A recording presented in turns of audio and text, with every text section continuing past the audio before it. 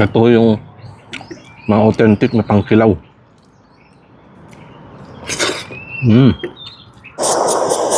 Ayos na. Flawless yung kanyang balat. Tansya ko ho, mga nasa 5 to 6 months to. Bata pa, katamtaman.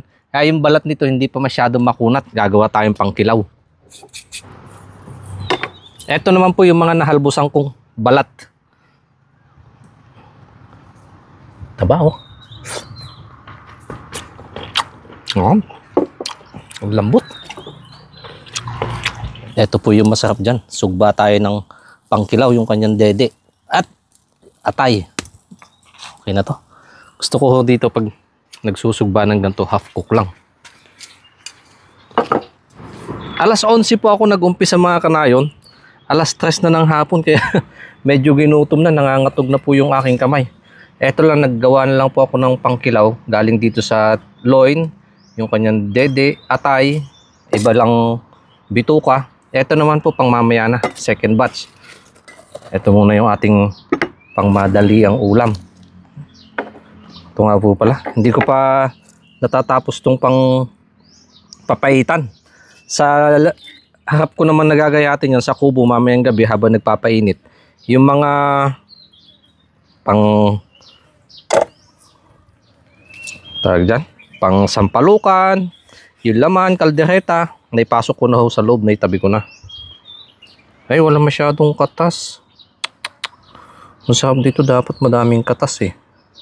Yung mukhang bituka. Baka itong isa meron. Ganito ho kayo pa naggagawa ng papaya.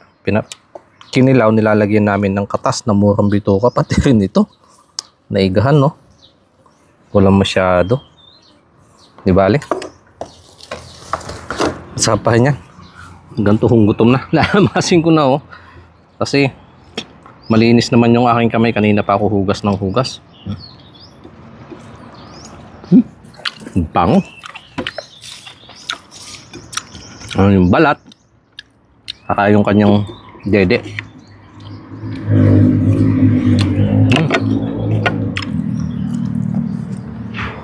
Lambot pa. Bata pa kasi nakatay natin.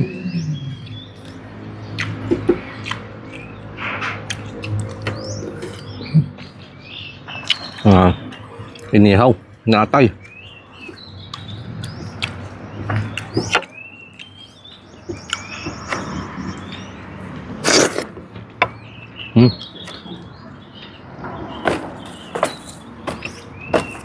Matamis-tamis siya. At saka yung nakain ko, ito wala siyang katas, pero may pait siya na may nalasahan akong pait sa loob. Gagayatin ko na lang to na maliliit. Sasama ko na lang dito. Yan po.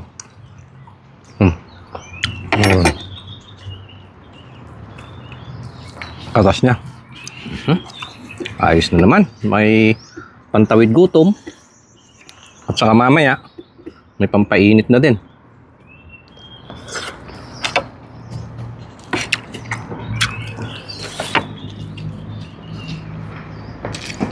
Kilawing, kambing.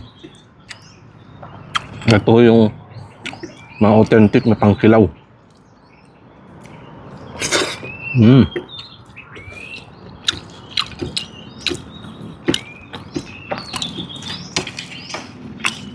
Gimasam.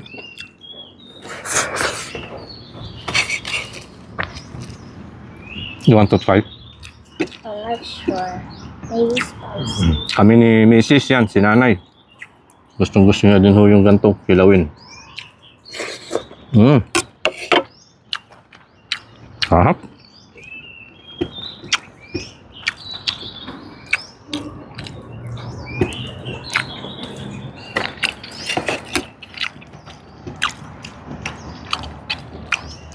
Pwede na ulit tayo maghiwa mamaya. May laman ng tiyan.